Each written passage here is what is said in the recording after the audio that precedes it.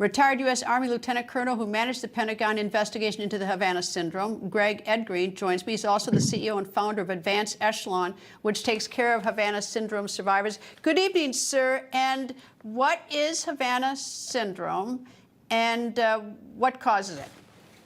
Good evening, Greta. First of all, thanks for having us here tonight.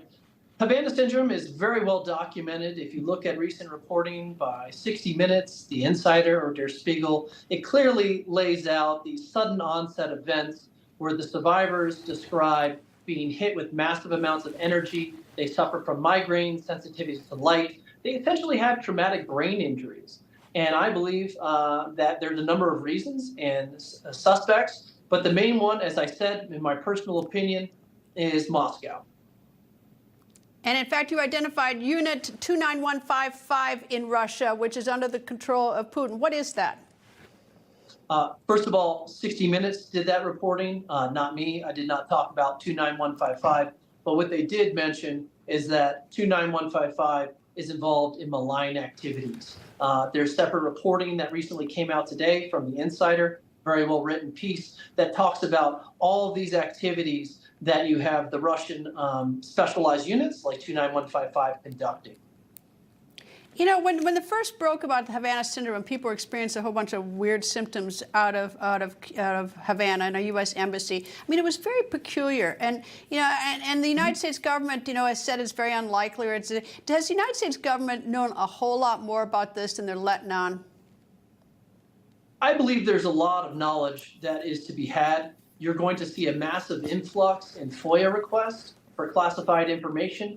But if you look at today's article, Insider clearly lays out various travel records, documents, CCTV footage of these Russian agents traveling around the world to ostensibly hurt our people. And it's important to every American out there because our diplomats and intelligence officers represent your interests, the American people's interests.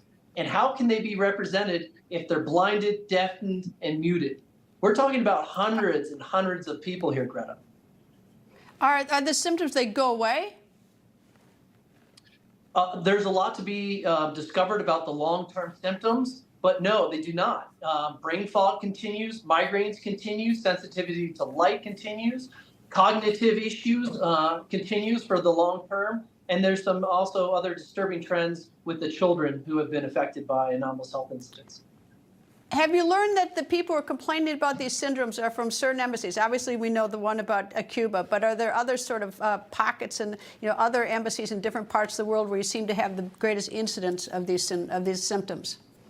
Right. One of the great things that 60 Minutes did last night was outline how this is a global phenomenon. It's happening in South America. It's happening in the United States, in Washington, D.C., in Florida. They also noted that it's happening across Europe and Asia. So we also have cases in Australia. It's clearly a global phenomenon. It's a global campaign, and we need to take action because bad news does not get better with time. We need to face this head on because other adversaries are quickly going to follow suit and attack our people.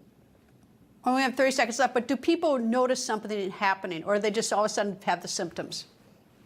They notice something. They often talk about getting hit by a train.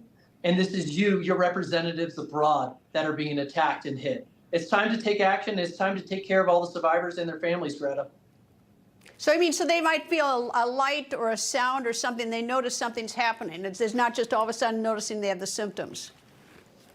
It's acute, it's sudden, and there's an extreme onset of all these symptoms. It's extremely painful. A lot of the survivors describe falling to the ground, vomiting. There's no mistaking this. Often you hear some in the government say, oh, there's other circumstances that may have caused this.